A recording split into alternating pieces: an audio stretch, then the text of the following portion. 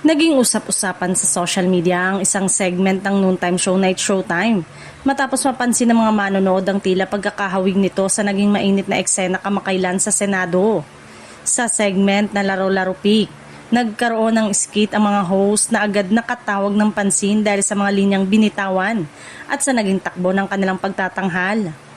Sa naturang eksena, si Marquez ang nagbigay ng mga linyang tumatalakay sa kahirapan, hustisya at pamahalaan.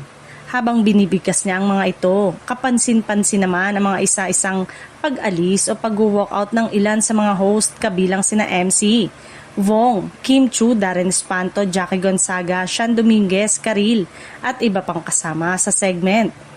Mas lalo pang nakatawag ng atensyon ng skit ng sabihin ni Lassie ang linyang, mahirap kasi kung wala po tayong legal background, na agad iniugnay ng ilang netizen sa naging pahayag ng isang senador sa gitna ng kontrobersyal na plenary debates.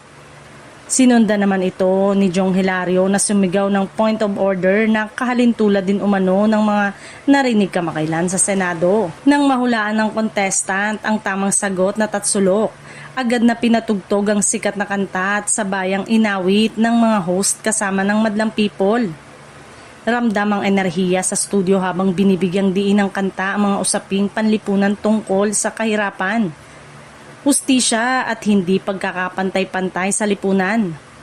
Nagbigay pa ng sigla sa eksena si Vice Ganda nang hikayati niya ang audience na sabayan ng pag-awit. Dahil dito, mabilis na kumalat online ang mga video clip ng segment at umani ng iba't ibang reaksyon mula sa netizen. Marami ang nagpahayag ng paghanga sa pagiging malikhain at matapang ng mga writer at host sa pagtalakay ng mga napapanahong issue sa paraang naaayon pa rin sa format ng programa.